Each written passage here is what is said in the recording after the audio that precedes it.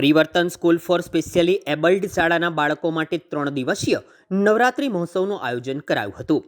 વડોદરા શહેરના મહાવીર હોલ 4 રસ્તા પાસે આવેલી આસ્થા ફાઉન્ડેશન સંચાલિત પરિવર્તન સ્કૂલ ફોર સ્પેશિયલી એબલ્ડ શાળાના બાળકો માટે ત્રિદિવસીય નવરાત્રિનું આયોજન કરવામાં આવ્યું છે, જેના પ્રથમ દિવસે ડભોઈના ધારાસભ્ય શૈલેષ મહેતા ખાસ ઉપસ્થિત રહ્યા હતા.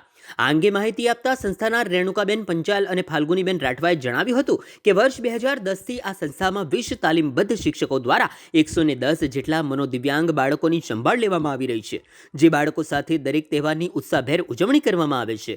જે અંતર્ગત 26થી 28 સપ્ટેમ્બર સુધી 3 દિવસ માટે શહેરના વાઘોડિયા વિસ્તારમાં આવેલા ચિત્રકૂટ ગરબા ગ્રાઉન્ડ ખાતે રાત્રિના 7થી 9 વાગ્યા દરમિયાન નવરાત્રિનું આયોજન કરાયું છે, જેમાં શાળાના મનોદિવ્યાંગ બાળકો સાથે શિક્ષકો મન મૂકીને ગરબે ઘૂમશે.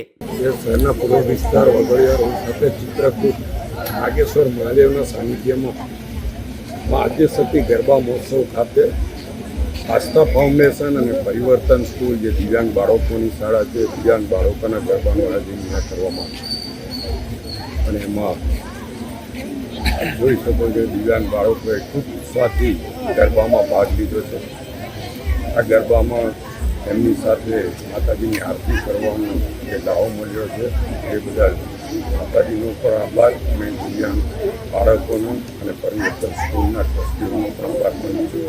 અને માતાજી આ તમામ જે દિવ્યાંગ બાળકો છે, મનબુદ્ધિના બાળકો છે, એમની જે કંઈ મનોકામનાઓ એમના માતા પિતાની જે કંઈ મનોકામનાઓ પૂરી કરે એવી પ્રાર્થના.